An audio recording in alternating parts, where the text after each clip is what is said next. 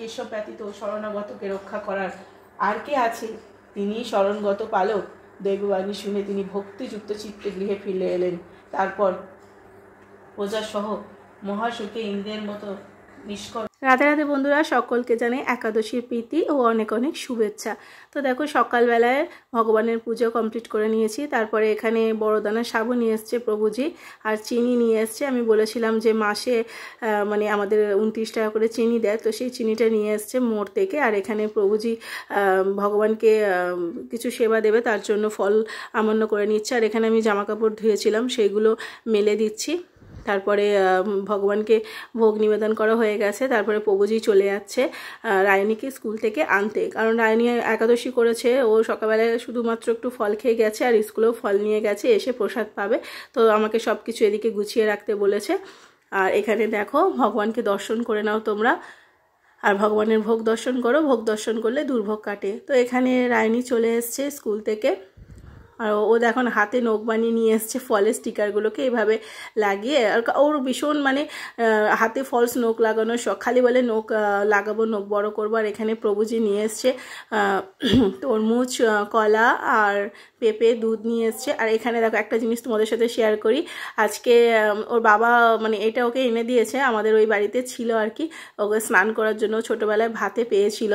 তারপর থেকে যেহেতু আমাদের ওই বাড়ির বাথরুমটা খুবই ছোট, কখনো স্নান করে উঠতে পারিনি ও। এখানে ভগবান মানে কি বলবো, বলে না বাচ্চাদের মনের কথা ভগবান ঠিক বুঝতে পারে, তো ভগবান ওর কথা শুনেছে। তো অনেকদিন ধরেই চাইছিল এখানে স্নান করতে, তো ওই জন্য ওর বাবা ওটাকে এনে ফুলিয়ে দিয়েছে। তো এইভাবে জল ভরে ও স্নান করছে, আর এখানে অনেক মজাও করছে। এরপর আমিও তাড়াহুড়া করছি, ওকে বলছি উঠে, আর কিছুতেই উঠবে না, মজা পেয়ে গেছে আর জল ঘাটছে। ওয়েদারটা তো সেরকম ভালো না, সব বাচ্চাদেরই শরীর খারাপ করছে, জ্বর সর্দি কাশি সব ঘরে ঘরে, গলা ব্যথা। প্রভুজিরও প্রচণ্ড পরিমাণে গলা ব্যথা, খেতে পাচ্ছে না কিছু।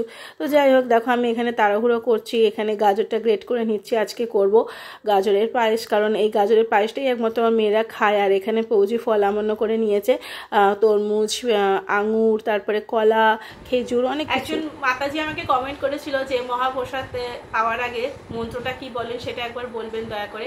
তো ওই মন্ত্রটা আজকে আপনার জন্যই আর কি বলে দিচ্ছি আরেকবার। তো প্রথমে হাত জোড় করে ভগবানকে প্রণাম করে বলতে হবে চোখ বন্ধ করে। মহাপ্রসাদে গোবিন্দে নমো ব্রহ্মণি বৈষ্ণবে স্বল্পপুণ্য বতাংরাজন বিশ্বেষে নৈব জায়তে শরীরে অবিদ্যাজাল জড়েন্দ্রিয়তা হে কাল জীবে ফেলে বিষয় সাগরে তার মধ্যে জীববাহতি লোভময় সুদূর গতি তাকে যেতা কঠিন সংসারে কৃষ্ণ বড় দয়াময় পরিবারে জীবা জয় সপসদ অন্ন দিল ভাই সেই অন্ন অমৃত পাও রাধা কৃষ্ণের গুণ গাও প্রেমে ডাকো চৈতন্য নিতাই জয় নিতাই জয় নিমাই হরে কৃষ্ণ কৃষ্ণ কৃষ্ণ হরে হরে হরে রামা রামা রামা হরে হরে। বলে মহাপ্রসাদ কি জয়। তো এই মন্ত্রটা আপনারা নামহট্ট বইতেও পেয়ে যাবেন। এরপর আমরা সকলে মিলে প্রসাদ পাচ্ছি, আর এখানে রায়নীকে খাইয়ে দিতে হচ্ছে, এটা খাবো না ওটা খাবো না। ওর মানে একাদশী পড়লেই মানে ওর জন্য শুধুমাত্র আমাদেরকে বানাতে হয়। আমি ওকে দেখো ওকে হাসানোর চেষ্টা করছি, তো তোমাদের সাথে একটু শেয়ার করে নিলাম। তো তারপরে এখানে দেখো কেনুয়া আজকে বানাবো, কেনুয়ার পোলাও, তার জন্য কেনুটাকে প্রথমে ভেজে নিচ্ছি। আর এদিকে বানাচ্ছি গাজরের পায়েস।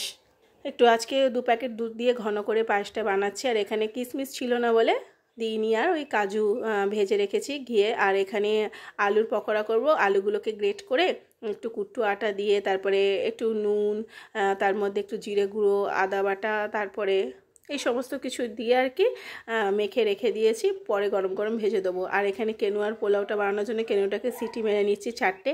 আর যতটা কেনুয়া নেব তার 1.5 গুণ জল দেবো। যদি 1 কাপ মানে কেনুয়া নিই তাহলে 1.5 কাপ জল দিতে হবে। এইভাবে কেনুয়াটাকে করতে হবে। আর এখানে আলুর পকোড়াগুলো এবার ভেজে নিচ্ছি।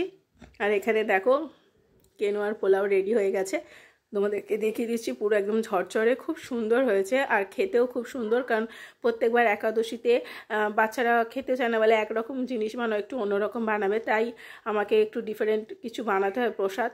আর এখানে গাজরের পায়েসটাও রেডি হয়ে গেছে। এবার ভগবানকে ভোগ নিবেদন করে দিচ্ছি। ভোগ দর্শন করো, ভোগ দর্শনে দুর্ভোগ কাটে। আর বেশি কিছু করিনি। তারপরে এবার রাত্রিবেলায় করছি আমি বাকইটের খিচুড়ি, কারণ ওটা করেছিলাম একবেলার মতো হয়ে গিয়েছে। আর এখানে করছি আলু ভাজা, কারণ একবেলার মতো করে আমরা প্রসাদ পেয়ে নিয়েছি, কারণ ভগবানকে তো রাত্রিরে আবার বানিয়ে কিছু দিতে হবে, তো তার জন্যই বাকইট বানাচ্ছি। বাকরটা এখানে সিদ্ধ করে নিয়েছি, ওর মধ্যে গাজর দিয়েছি আর কুমড়ো দিয়েছি, আর এখানে আলু ভাজা রেডি হয়ে গেছে। তো আজকের ভিডিও এখানে শেষ করছি। রাধে রাধে।